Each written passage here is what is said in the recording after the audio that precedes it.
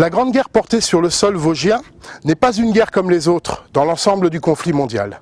En effet, les Vosges, secteur de montagne, impriment à cette guerre le seul caractère de guerre de montagne présent sur le front français en 1914-1918.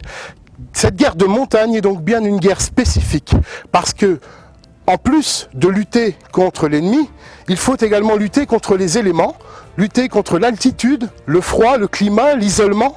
Il faut lutter contre le fait que la civilisation est plutôt en fond de vallée, alors que la guerre va plutôt se porter sur les hauteurs. Qui tient les hauts, tient les bas, dit ce vieil adage militaire. Et donc, cette guerre de montagne va imprimer une guerre spécifique.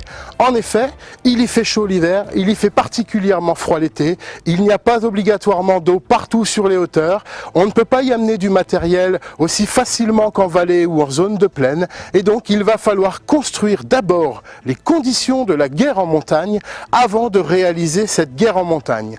Tout autour de nous, dans ce massif des Vosges, on voit encore parfaitement les traces des organisations défensives, de cette barrière fortifiée qui va être faite par les Allemands et par les Français pour combattre en montagne, mais également toutes les traces des infrastructures, des chemins de liaison, des câbles aériens, des téléphériques, des chemins de fer forestiers qui vont permettre d'acheminer le matériel afin de réaliser cette guerre homérique et spécifique qu'est la guerre de montagne.